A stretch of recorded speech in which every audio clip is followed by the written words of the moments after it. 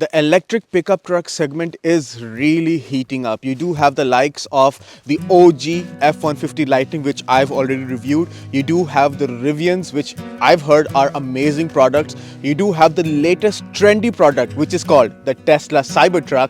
And now we also have an entrant from General Motors. Welcome everybody then to the 2025 Chevrolet Silverado EV. Now you're probably thinking the Silverado, and yes, you're probably right. I have already reviewed the gas version. In fact, it was the first proper full-size truck that I've ever reviewed. So now we have its latest version in its all-electric guise. Let's see how this new fancy truck is.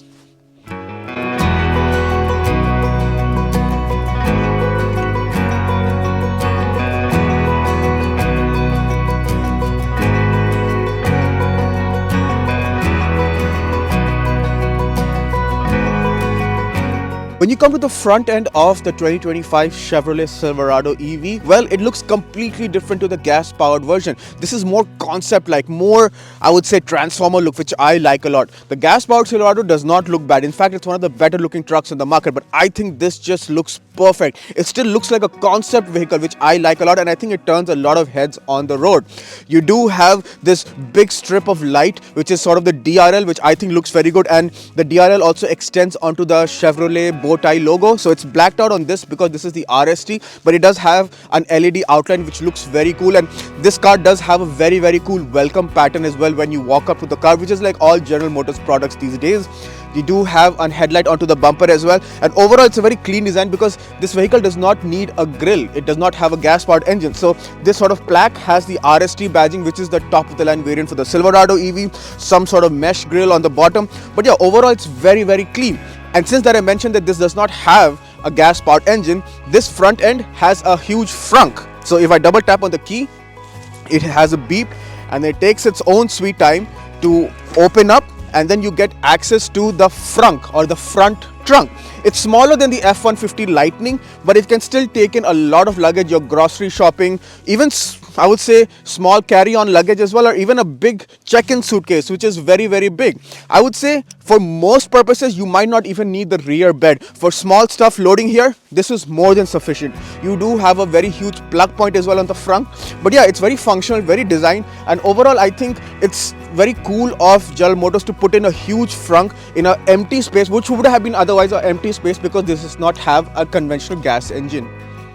When you come to the side of the Chevy Silverado EV is when you'll notice that this is one very large truck. In fact, this is larger than the gas-powered version because this does not share the same chassis. This has, in fact, the new General Motors Ultium chassis, which is dedicated to only electric vehicles, and it shares its chassis with the much bigger GMC Hummer EV, and it really shows in the size. In fact, C-pillar onwards, it does remind you of an old product that GM used to sell, which was called the Chevy Avalanche. Am I the only one who sees that, or do you see it too? Let me know in the comments section.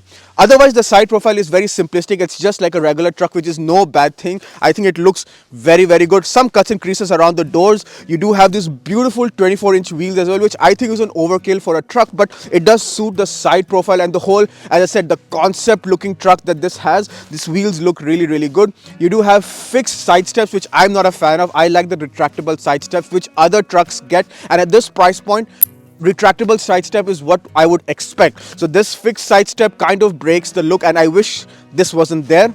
Otherwise, you do have the regular door handles. You have huge mirrors, and when I say huge, it's an understatement. In fact, this is one of the bigger mirrors I've seen on any vehicle off late. So getting used to it in tight parking spaces can be a bit tricky. Otherwise, it's a regular truck, so not too much can go wrong, and Chevy didn't have to over-invent the side profile of this truck. When you come to the rear of the Silverado EV, it's slightly different to the gas-powered version. You do have this all-new LED taillights, which I think look very cool. It does have a smoked finish as well, so that adds a bit of flair as well. You do have Silverado badging with the blue E, which can be found on the side profile on the doors as well. RST badging just like the front to highlight that this is the most expensive top-of-the-line variant of the Silverado EV. Black bow tie as well, just like the front, but no LED business in the back. That's just reserved for the front. And otherwise, it's a conventional tailgate. So you do have the split tailgate, which can be found in other trucks as well. And I think it's an option. So you can open the main button and then press the other button as well. And you get sort of like a step, and you can open this further to climb onto the bed to load any of your big belongings that you want to slide on the rear, because the bed is very big. It is very much a full-size truck. You do have a tonneau cover as well, which comes standard on the RST, and just in case, which is very bizarre, but just in case you do find this space not big enough for you, well, the Silverado EV has a very big ace up its sleeve, which you can fold the shelf between the cabin and the bed. You can actually fold it out, so you get an even longer storage bin, which generally I don't know anything long enough that won't fit in the standard bed, but just in case, you can slide it in even more and put in even more stuff, which I think adds a lot of practicality, which the gas powered Silverado does not have, and it's only exclusive to the EV. So kudos to General Motors for making the Silverado EV be a bit more special compared to its counterparts. I'm now on the inside of the new Chevy Silverado EV, and it's completely different to the gas powered version. For the gas powered version, you do have two separate screens for the gauge cluster and the instrument middle center screen. Over here it's almost uniform, so it's almost connected, and it's much bigger and more in tune with the other EVs that Chevy sells now, like the Blazer and all. So it's a similar setup, very nice resolution display. The touch response is also very good, but the problem is you have to be over reliant on the screen. This screen controls everything, so if you want to control your headlights or your drive modes or just about anything, you have to be reliant on the screen, which is a bit too much. I wish they could have literally provided a conventional headlight stock like other vehicles. The speedo console is very nice, the colors are very good, it's very good, the resolution is top notch. But yeah, I think that's where the positives sort of end for the interior. Otherwise the interior is very plasticky. There's lots of hard plastics on the dash all around it, and I'm not a very big fan of it. I wish they could have put leather just like the gas version. That would really uplift the whole ambience. You do have lots of storage options as well. So you do have two cup holders, wireless charging pad, two Type-C ports, some more storage around here which you can put lots of big items, and the traditional General Motors center armrest where you can actually store a lot of stuff.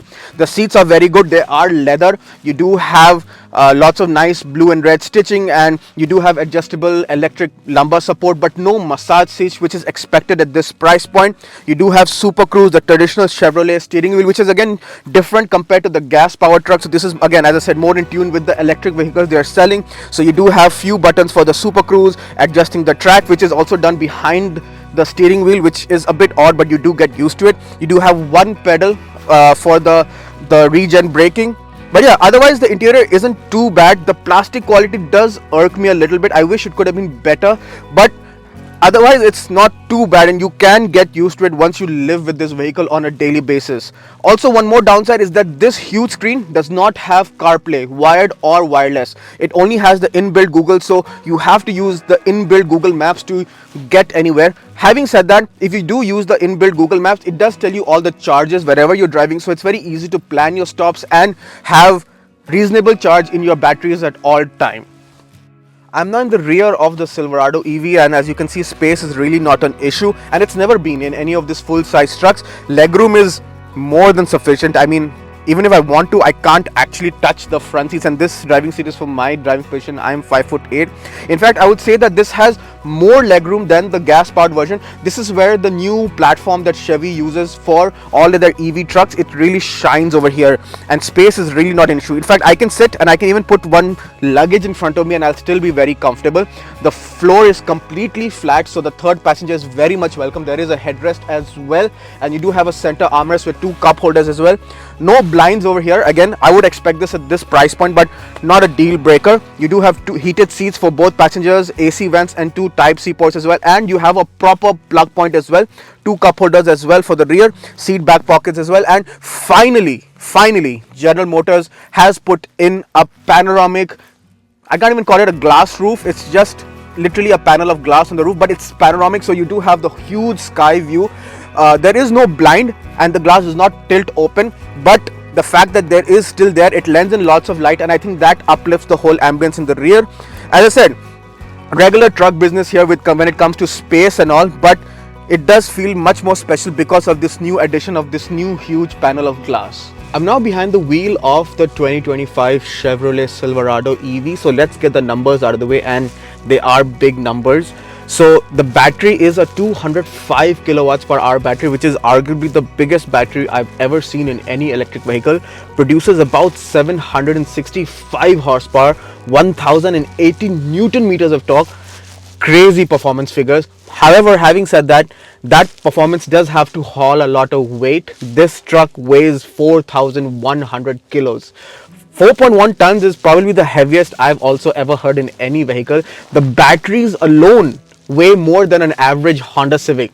Speaks volumes of how big and heavy this vehicle is. It does run on 275 section all-round tires, 24-inch. So let's see how this truck drives. Use the gear stock to put into drive and set off. And it's an EV, so you have oodles of torque right from the get-go. And this does have the performance mode. It's called wide open watts, which is sort of like the watts to freedom on the Hummer EV. So if I go to the drive mode and I activate it, there's a big beep, and if I floor it, and this is 4.1 tons being hauled 0 to 100 in 4.1 seconds. That's absolutely insane. The claimed, let me just put it back into normal mode, and the claimed is 4.5 seconds, but I've seen videos and reviews where official timing gear has clocked it in at 4.1, 4.2, which is absolutely insane for anything that weighs more than 4 tons. Rest, the truck drives really well. It's got brilliant air suspension, so it soaks up the bumps really well. Even though it's running on 24-inch wheels, the ride is sublime. Instant torque, can do all day cruising at highway. Overtaking is a breeze. And because it has a 205 kilowatts per hour battery, the claimed range in ideal conditions is 765 kilometers, which is also the highest I've ever heard in any vehicle. So that's also very commendable by Chevrolet. Having said that, I am driving this vehicle in less than ideal conditions. In fact, much worse than anything ideal. I've been averaging around -10, -15 degrees, and I feel like I can still get a very reasonable 500 plus kilometers on a full charge, which is, I think, very commendable for an EV in these kind of freezing conditions, if I can say that. The driving position is very good. You have super cruise, so cruising on the highway is very good. The Bose sound system around is also very nice. So the whole driving experience, the ambience is very good. Overall, this truck just works, and I would say that because of the range this truck provides, this could be one of the best mechanically sorted electric trucks on the market. There are not too many, but I had past experience with the F-150 Lightning, and I drove it in winters as well, and the range was the real deal breaker for me. This vehicle has that sorted, which is, I think, one of the key fundamentals of any electric vehicle, the range. So you're not going to have range anxiety. What also helps the cause is that this is one of the fastest charging electric vehicles. So provided you can find a station that has that much capacity to charge, this can charge at almost 350 kilowatts, which is amazing to say the least. So even with such a big battery, and if you do find that sort of charging station, which I'm not sure if there are any in Ontario, but if maybe they are in the US, but if you do end up finding one of those, you can charge from 10 to 80% in like 30 minutes, which is immense for such a huge battery capacity. What can I say? I mean, honestly, I've read so much about this vehicle. I know about the Hummer EV, which this truck is based on, and it's got rave reviews. So I was very eager to get my hands on it, and after driving it for a week, I haven't been disappointed. One downside, however, is that, having said, when I spoke about the exteriors, I said that the mirrors are very big, and I've not somehow been able to find the most ideal positioning of the mirror. I have the camera set up in the IRVM, so that also helps with lanes and everything. So a combination of everything, it's manageable. But just finding ideal positions for the mirror has been a bit tricky for me. But yeah, it's been an absolute joy driving this electric truck over the week, and I can say that if this is how the trucks have to be in the future, bring it on. I am all up for electric trucks for the future. In conclusion then, the 2025 Chevy Silverado EV. Honestly, I love the gas-powered version when I drove it many years back, and this EV is no different. I think it's even better. I totally get this kind of big vehicle being fully electric because it makes driving it so effortless. It's got amples of power, all 740 horsepower, which is really quick. You've got a lot of range, which I think is one of the biggest criteria for any electric vehicle, and one that is so big and that can do it all. It can tow, it can haul all your luggage, and to provide still more than, I would say, 550 kilometers of range in this kind of sub-zero temperature is very commendable. Chevrolet has been one of the last entrants onto this pickup truck scene, but I think they have made the best progress, and I think this is one of the best trucks in the EV segment. Yes, it's very expensive, and this RST version is about $120,000, which is a lot for a truck, more so an EV truck, but it does it all. Yes, the interiors aren't the best, and honestly some of its rivals like the F-150 Lightning or the Rivian have a much more pleasant interior. In fact, I would say that the interior is perhaps the only downside of this truck. Everything else, it just smashes it out of the park, and I have to say I love the looks of this truck. In fact, I can't wait to experience its sibling, which is the GMC Sierra EV, because I've heard from sources that that has the much better interior. So if the interior is sorted, there is no real fault with this platform of trucks, and I'm very excited to have spent a week with this. Thank you very much, General Motors, for letting me drive this truck. It's literally cleared all my preconceived notions of full-size trucks being electric.